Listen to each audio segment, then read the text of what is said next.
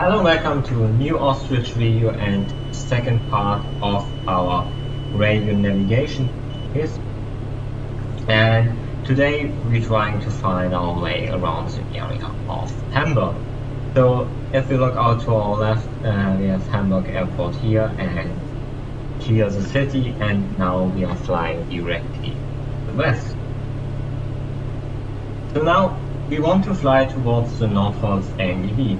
And to do so, we need our ADF radio and our ADF. So we have the ADF here, and here is the ADF radio.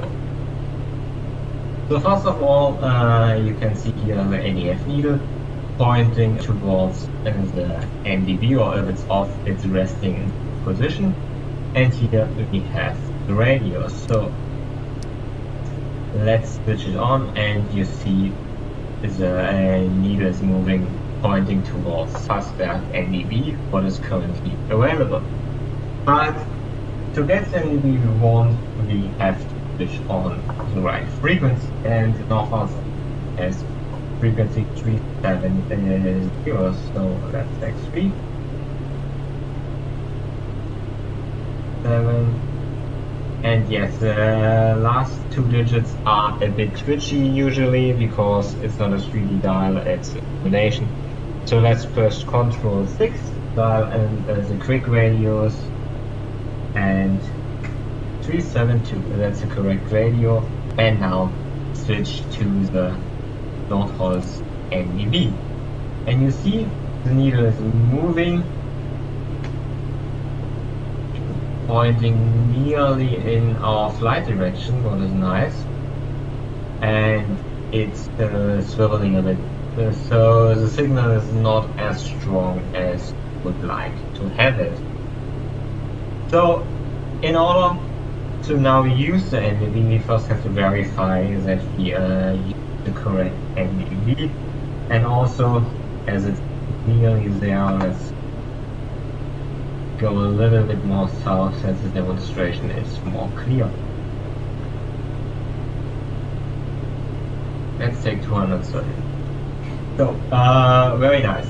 Now we have the NDB dialed in, and now we have to verify that we have chosen the right NDB. So click on ADF, and now listen to the Morse code of Northwest NDB, and if no Morse code is correct, we know we dialed in the correct station. Yeah, that's the correct course, so we know we dialed in the correct station and we have a good signal. And as you don't have a warning flag as with your VORs, you have to do this regularly to verify that the reliability of the NDB. So now there's one caveat, and I go back to the ADF radio with this, because sometimes in NDB only sends out an unmodulated signal, so the Morse code is encoded by interrupt the signal shortly. And if the radio wave is unmodulated, it can't transfer sound, and therefore we can't hear the station. And in order to verify that we have the right station, that the code is correct, we have to switch our ADF radio to BFO, or we can also have ADF and BFO at the same time. And with the BFO mode, we can also listen to the silent signals and verify that we have the correct station. Now let's switch it back to ADF. So now, if you see the ADF, we have the cardinal directions, or this is just the degree, and has the needle, and the needle is pointing towards the NDB. So if we now want to fly directly towards the NDB, we just have to take our current magnetic heading, what is, let me verify this, 230 degrees, and then we just have to add the bearing receive, and this is 51 degrees. 230 plus 50 is 281, so we would have to gear to a course of 281. Magnetic heading plus your relative bearing, what is the indication, and this gives your bearing to the station, what you have to steer. And if you get a number bigger than 360 degrees, just subtract 360 degrees to get the right amount. But in some aircraft you have a scale that is rotatable, and this makes the job a little bit easier, because now we can just set the scale to 230. Now it's set to 230, and now we can just read off our course to fly directly towards the station, because 230 plus the relative bearing is now 280. So let's dial in 280. And here is Elba. We ignore the trim warning that's just going off in LV in a single bank, so it's completely normal. And now we see how the ADF is wandering towards this indicator, and this indicator is aligned with our aircraft nose, and if you're flying directly towards the ADF needle and this indicator are completely aligned, and we are still a bit off to the side. So let's correct a little bit more.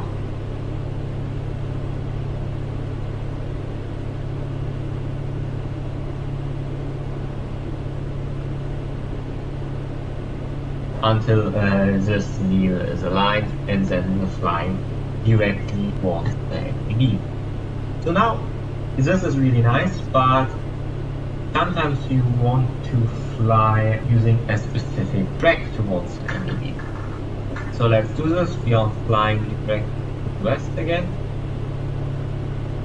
And let's say we want to fly towards the NDB with, let's see.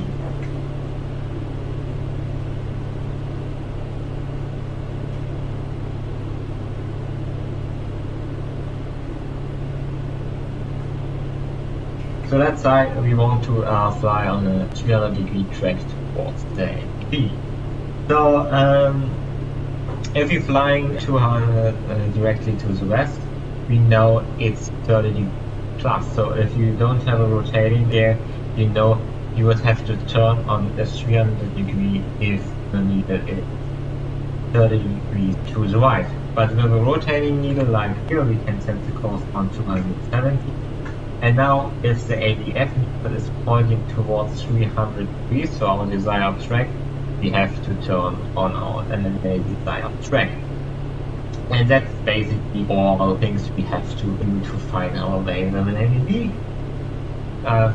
Going directly to an NDB or flying on the desired track towards the NDB. So now you see this needle is slowly moving towards the 300. So, and now you see our bearing is 30 degrees, or it's 29, and it's pointing towards 300 degrees. So now we are taking from our westerly course 300 degrees, 300, and now with this would fly on a 300 degree heading towards the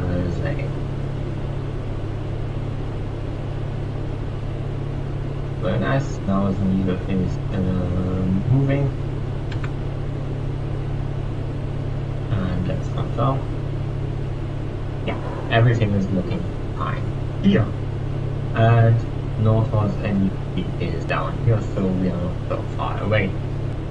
So now we learned how we fly towards the NDB and how we fly on a specific heading towards the NDB, and this works all nice and fine if we have no wind at all or a straight head or tailwind. But usually we are, or in the real world at least, we are in situations where the wind is coming directly from the side or slightly from the side. So we have to correct for the wind angle. And you have two options how you can do this. So if we are looking at our needle, so now we are flying straightly to the south towards the fastback angle B, and our needle is pointing straight forward. So if the wind now would push our aircraft to the side, we can correct the course that the needle is pointing straight forward again. So if you are pushed to the side, you just can correct and then everything is fine. But in this case, you're flying towards the NDB in a slight curve. And this is usually not what you want to do. Usually you want to fly towards the NDB in a straight line. So you have to correct for space angle. And this is what we call flying a fixed bearing. So to show you what we do, first, I introduce some winds, so the menu will whatever user-defined customize, and now let's say we want to direct from the west, also quite common directly from the west, and let's say 24 knots crosswind. So now we have a 24 crosswind directly from the west and find south. Very nice.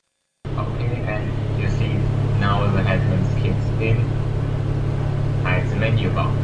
And our current speed is 128 knots. So let's quickly calculate our wind correction angle using our trusty flight computer. We have a 24 knots crosswind and it's 130. So our wind correction angle is plus 12. So let's set plus 12 degrees.